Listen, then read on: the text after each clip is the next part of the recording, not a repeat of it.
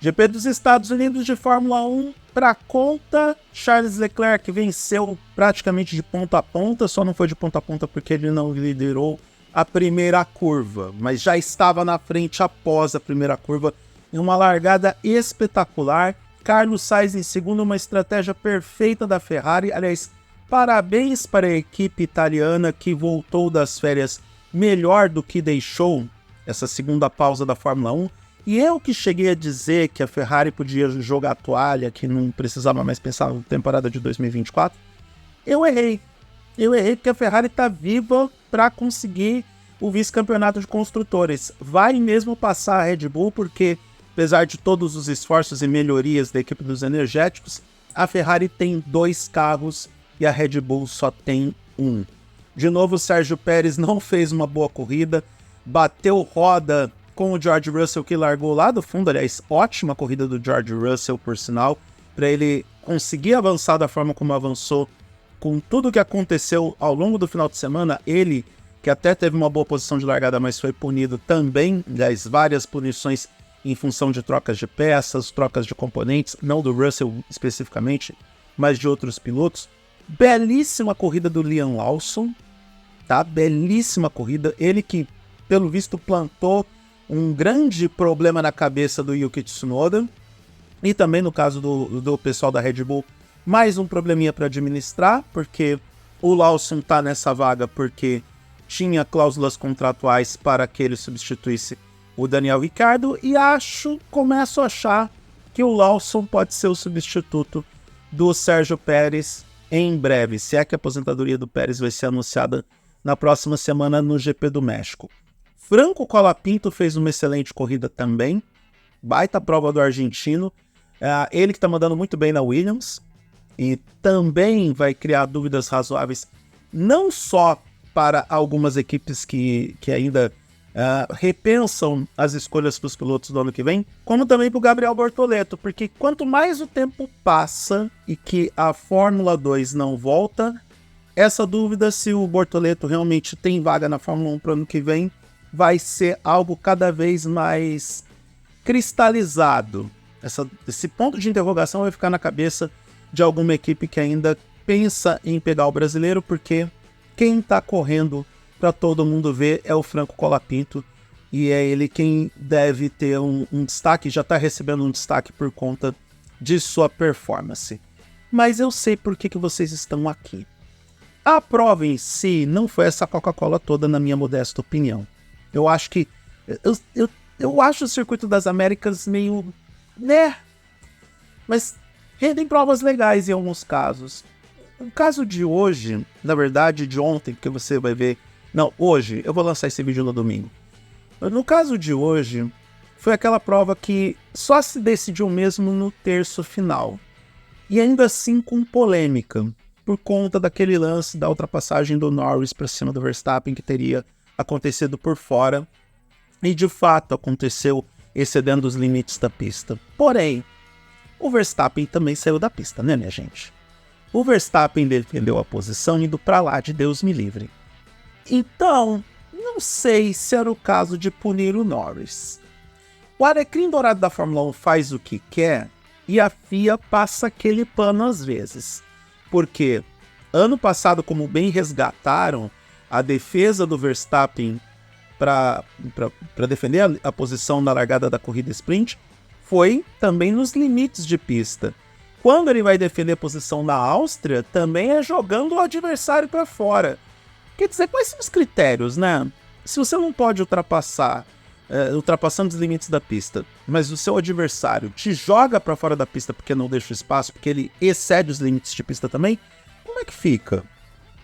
Tudo bem punir o Norris, mas nunca vai punir o Verstappen quando ele faz exatamente a mesma coisa? De qualquer forma, polêmicas à parte, eu devo dizer que o Verstappen é o cara que aprendeu com o Schumacher. Ele aprendeu a jogar com o regulamento debaixo do braço. Isso mostra também maturidade e sagacidade do piloto holandês, onde ele está trabalhando com aquilo que lhe favorece. Ele sabia que o lance era polêmico. Ele sabia que poderia resultar em punição para o Lando Norris. Ele até poderia ter recuado para poder deixar o carro dentro da pista para poder garantir a punição para o Norris. Mas ele optou em espalhar também, sabendo que o Norris seria punido porque, de qualquer forma, não importa o que o Verstappen faça, o Norris não poderia ultrapassar por fora e excedendo os limites de pista, e foi por isso que o Norris foi punido. Talvez falte critérios para a FIA em determinar essas punições para esse ou para aquele piloto, mas o fato apresentado é esse. Dito tudo isso, parabéns para o Verstappen porque ele é o grande vencedor do GP dos Estados Unidos e não necessariamente o Charles Leclerc. Ótimo para a Ferrari, que conseguiu acumular pontos nessa disputa pelo vice-campeonato de construtores. Ótimo para o Leclerc, que ganha moral. Ótimo para o Carlos Sainz, que prepara o seu terreno para ir para Williams e ter que encarar o desafio, que é dar alguns passos para trás na carreira. Mas o Verstappen é o grande vencedor. Ele acumulou pontos para o campeonato de pilotos, sai dos Estados Unidos com 57 pontos.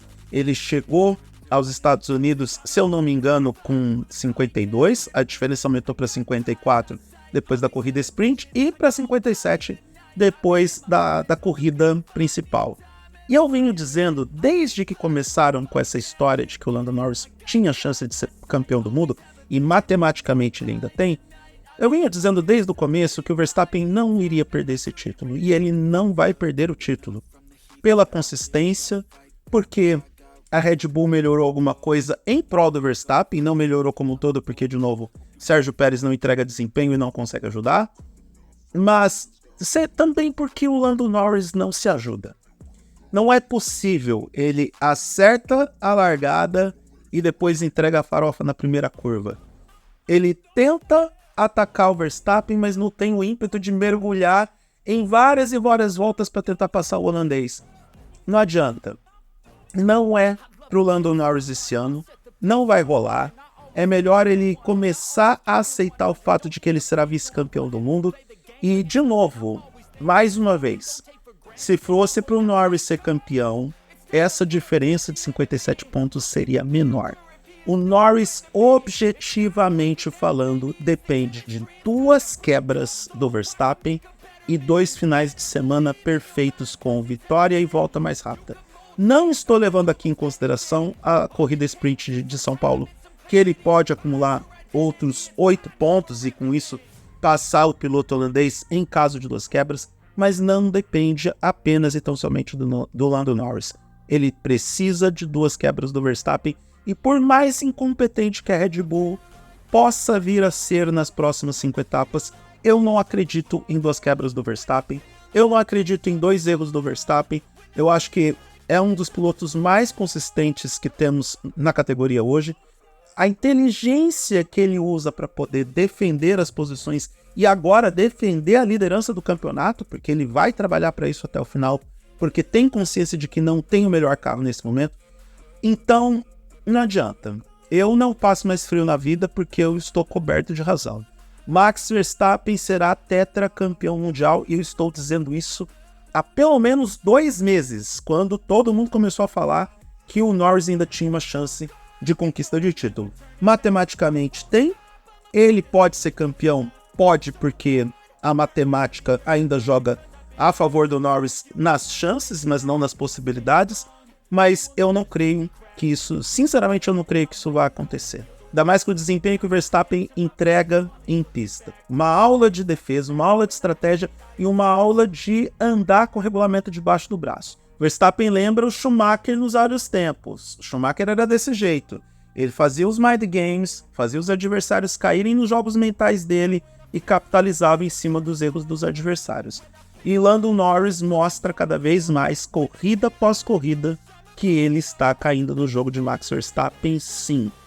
Próxima prova, GP do México, será que vem a aposentadoria do Sérgio Pérez?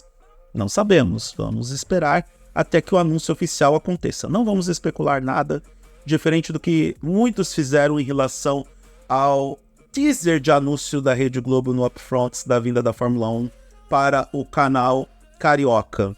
Algo que, por enquanto, não aconteceu. E na minha modesta opinião, eu acho que o Max Verstappen sai de Las Vegas com o título, com o tetracampeonato mundial de Fórmula 1. O tempo vai dizer se eu tenho razão ou não, mas até agora eu tô ganhando a aposta. Na minha opinião, da forma como tudo tá acontecendo, Lando Norris não tem chance de ser campeão do mundo. Lamento aos fãs do piloto inglês, mas essa é a realidade dos fatos e é o cenário como se apresenta nesse momento.